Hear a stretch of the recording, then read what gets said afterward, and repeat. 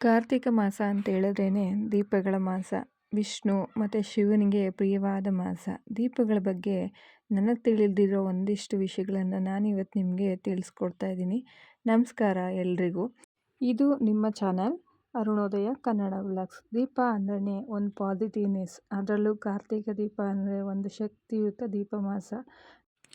ಈ ಕಾರ್ತಿಕ ಮಾಸದಲ್ಲಿ ಬರುವಂಥ ಹುಣ್ಣಿಮೆ ಅಥವಾ ಏಕಾದಶಿ ಅಂತೂ ಶಕ್ತಿಯುತವಾದಂಥ ದಿನ ಇರುತ್ತೆ. ಸೊ ಆ ದಿವಸದಲ್ಲಿ ದೀಪಾರಾಧನೆಗಳು ಮಾಡೋದು ತುಂಬಾ ಶ್ರೇಷ್ಠ, ಹಾಗೆ ಪುಣ್ಯ ಲಭಿಸುತ್ತೆ ಅನ್ನೋದು ಒಂದು ಮಾಹಿತಿ ಇದೆ.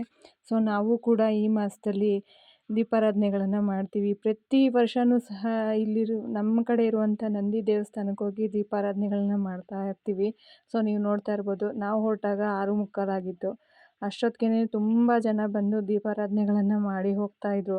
ನೋಡಿ, ಈಗಲೂ ಸಹ ದೇವ್ರ ದರ್ಶನಕ್ಕೆ ಅಷ್ಟೊತ್ತಲ್ಲೂ ಸಹ ಅಷ್ಟು ಜನ ನಿಂತು ದೇವ್ರ ದರ್ಶನ ಪಡೆಯೋದಕ್ಕೆ ಸಿದ್ಧರಾಗ್ತಾಯಿದ್ರು. ಸೊ ನಾವು ಸಹ ಹೊರಟ್ವಿ.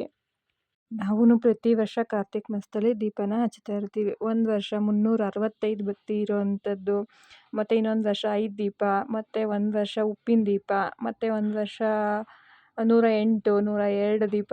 ಈ ರೀತಿ ಏನು ದೇವರು ಮನಸ್ಸು ಕೊಡ್ತಾನೋ, ಶಕ್ತಿ ಕೊಟ್ಟಿರ್ತಾನೋ ಆ ದೀಪಗಳನ್ನು ಹಚ್ತಾ ಬರ್ತಿರ್ತೀವಿ. 15 ವರ್ಷದಿಂದಲೂ ಸಹ ನಾನು ಈ ಕಾರ್ತಿಕ್ ದೀಪಗಳನ್ನು ಹಚ್ತಾ ಇರ್ತೀವಿ. ನೋಡಿ ಎಷ್ಟು ಜನ ಅಂತ ಹೇಳಿದ್ರೆ ಅಲ್ಲಿ ದೀಪ ಹಚ್ಚೋದಕ್ಕೂ ಸಹ ಜಾಗಗಳೇ ಇರಲ್ಲ, ಅಷ್ಟು ಜನ ಬಂದು ಹೋಗ್ತಾನೆ ಇರ್ತಾರೆ. ಸುಮಾರು ಒಂದು 10 ಗಂಟೆವರೆಗೂ ಸಹ ದೀಪಗಳ ಆರಾಧನೆ ಮಾಡ್ತಾನೇ ಇರ್ತಾರೆ. ನೋಡೋದೇ ಒಂದು ಖುಷಿ. ಆ ದೀಪಗಳ ಪ್ರಕಾಶಮಾನ, ಅದು ಬೆಳಕುಗಳಂತೂ ತುಂಬಾ ಪಾಸಿಟಿವ್ ವೈಬ್ಸನ್ನು ಕೊಡ್ತಾ ಇರುತ್ತೆ. ಸೊ ಕೂಡ ದೇವ್ರ ದರ್ಶನ ಮುಗಿಸ್ಕೊಂಡು ಬಂದು ದೀಪ ಹಚ್ಚೋಣ ಅಂತೇಳಿ ಹಚ್ಚೋಕ್ಕೆ ರೆಡಿ ಮಾಡ್ಕೋತಾ ಇದ್ವಿ.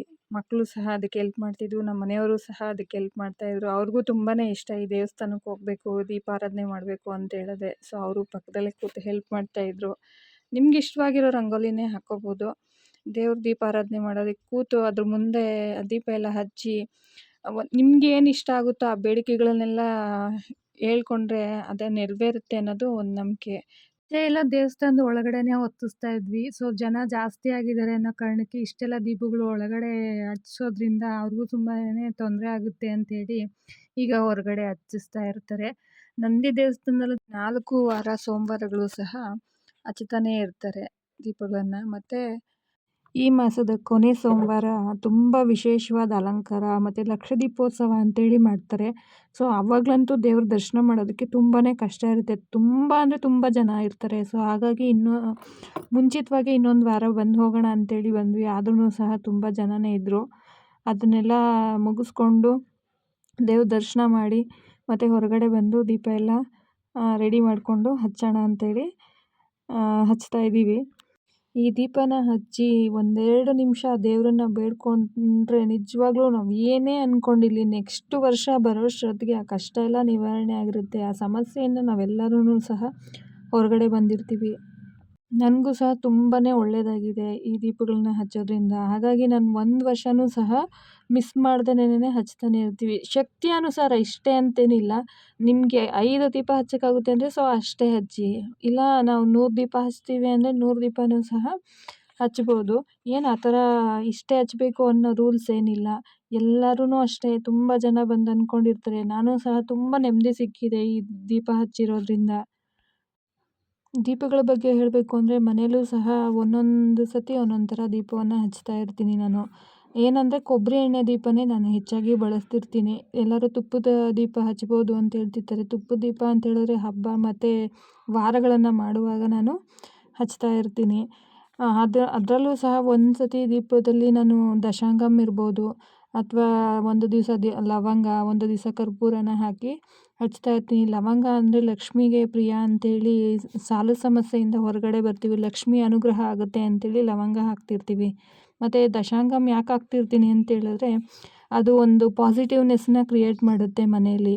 ದೇವ್ರ ಮನೆಯಲ್ಲಿ ಒಂದು ದೈವಿಕ ಕಳೆಯನ್ನೇ ಜಾಸ್ತಿ ಮಾಡುತ್ತೆ ಅಂತೇಳಿ ದಶಾಂಗಮನ್ನು ಹಾಕ್ತಿರ್ತೀನಿ. ಕರ್ಪೂರ ಹಾಕೋದ್ರಿಂದನೂ ಅಷ್ಟೇ ಮನೆಯಲ್ಲಿರುವಂಥ ನೆಗೆಟಿವಿಟಿ ಹೊರಗಡೆ ಹೋಗುತ್ತೆ ಅಂತೇಳಿ ಸ್ವಲ್ಪ ಕರ್ಪೂರವನ್ನು ಹಾಕಿ ಹಚ್ಚಿಡೋದು ಒಳ್ಳೆಯದಿರುತ್ತೆ. ತುಪ್ಪದ ಅವಶ್ಯಕತೆ ಇಲ್ಲ, ನಮ್ಗೆ ಯಾವಾಗಲೂ ತುಪ್ಪ ಹಚ್ಚೋಕ್ಕಾಗಲ್ಲ ಅಂತೇಳೋರು ಕೊಬ್ಬರಿ ಎಣ್ಣೆನ ಬಳಸೋದ್ರಿಂದ ಸಾಲು ಸಮಸ್ಯೆಯಿಂದ ಹೊರಗಡೆ ಬರ್ತೀವಿ. ಮತ್ತು ಮನೇಲಿ ಯಾವಾಗಲೂ ಕಿರಿಕಿರಿ ಅನಿಸುತ್ತೆ ಅನ್ನೋರು ಯಾವಾಗ್ಲೂ ದೀಪ ಹಚ್ಚಿದಾಗ ಆ ದೀಪಕ್ಕೆ ಒಂದು ಸ್ವಲ್ಪ ಕರ್ಪೂರ ಹಾಕಿ ದೀಪ ಹಚ್ಚೋದ್ರಿಂದ ಆ ಕಿರಿಕಿರಿಗಳಿಂದ ಮುಕ್ತಿ ಸಿಗುತ್ತೆ, ಶಾಂತವಾಗಿರುತ್ತೆ ಮನೆ. ಒಂದೇ ಬತ್ತಿ ಹಾಕಿ ದೀಪಗಳನ್ನು ಹಚ್ಚಬಾರ್ದು, 2 ಬತ್ತಿಗಳನ್ನು ಹಾಕಿ ದೀಪಗಳನ್ನು ಹಚ್ಚಬೇಕು. ತುಪ್ಪದ ದೀಪ ಅಂದರೆ ತುಂಬಾ ಶ್ರೇಷ್ಠ, ದೇವ್ರಿಗೆ ಎಲ್ಲರಿಗೂ ತುಂಬ ಇಷ್ಟ ಇರುತ್ತೆ ಅಂತ ಹೇಳ್ತಿರ್ತಾರೆ. ಆದರೆ ನಾನು ಯಾವಾಗಲೂ ಕೊಬ್ಬರಿ ಎಣ್ಣೆ ದೀಪನೇ ಹಚ್ತೀನಿ. ತುಪ್ಪದ ದೀಪ ಅಂತ ಹೇಳಿದ್ರೆ ಸಾಮಾನ್ಯವಾಗಿ ಹಬ್ಬ ಮತ್ತು ಶುಕ್ರವಾರ ಮಾಡೋವಾಗ ಮಾತ್ರನೇ ತುಪ್ಪದ ದೀಪನ ಹಚ್ತಿರ್ತೀನಿ. ದೀಪದ ಬೆಳಕು ಕೆಟ್ಟ ಶಕ್ತಿಗಳನ್ನು ದೂರ ಮಾಡುತ್ತೆ ಅನ್ನೋದು ಒಂದು ನಂಬಿಕೆ.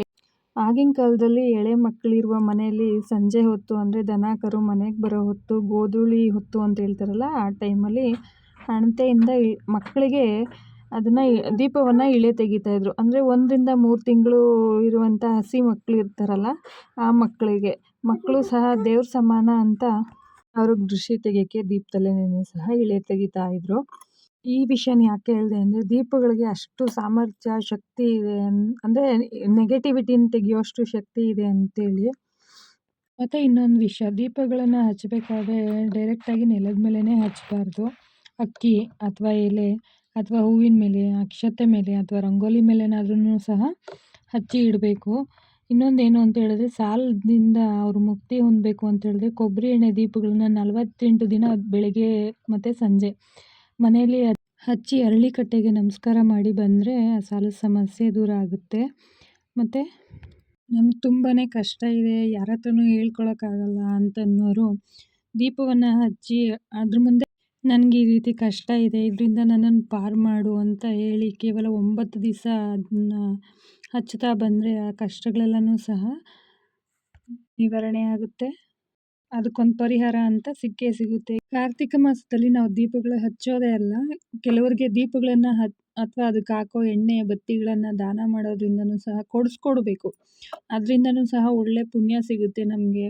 ದೀಪ ಹಚ್ಚಿದಕ್ಕಿಂತನೂ ಸಹ ಹೆಚ್ಚಿನದಾದಂಥ ಪುಣ್ಯ ಸಿಗುತ್ತೆ. ನಾವು ಎಲ್ಲ ದೀಪಾರಾಧನೆ ಮುಗಿಸ್ಕೊಂಡು ಕಲ್ಲಿನ ಬಸವನ ದರ್ಶನಕ್ಕೆ ಹೊರಟ್ವಿ. ಅಲ್ಲಿ ನಮ್ಮದೇ ಲಾಸ್ಟ್ ಪೂಜೆ. ಸೊ ನಮಗೊಂದು ಸ್ವಲ್ಪ ಖುಷಿ ಆಯಿತು, ದರ್ಶನ ಸಿಕ್ತಲ್ಲ ಅಂತೇಳಿ. ಈ ಬಸವ ಬಂದು ಕಣಿವೆ ಬಸವ ಅಂತೇಳಿ ಕರೀತಾರೆ. ಈ ಬಸವ ವರ್ಷದಿಂದ ವರ್ಷಕ್ಕೆ ಸ್ವಲ್ಪ ಸ್ವಲ್ಪ ಬೆಳೀತಾನೆ ಇರುತ್ತೆ ಅಂತೇಳಿ ಹೇಳ್ತಿರ್ತಾರೆ. ಎಲ್ಲರಿಗೂ ದೇವರು ಒಳ್ಳೇದು ಮಾಡಲಿ, ಈ ಕಾರ್ತಿಕ ಮಾಸದ ದೇವರ ಅನುಗ್ರಹ ಎಲ್ಲರಿಗೂ ಸಿಗಲಿ ಅಂತೇಳಿ ಇಲ್ಲಿಗೆ ಈ ವಿಡಿಯೋನ ಎಂಡ್ ಮಾಡ್ತಾ ಇದ್ದೀನಿ. ಈ ವಿಡಿಯೋ ನಿಮ್ಗೆ ಇಷ್ಟ ಆದರೆ ಲೈಕ್ ಮಾಡಿ, ಶೇರ್ ಮಾಡಿ, ಸಬ್ಸ್ಕ್ರೈಬ್ ಮಾಡೋದನ್ನ ಮರಿಬೇಡಿ. Thank you for watching.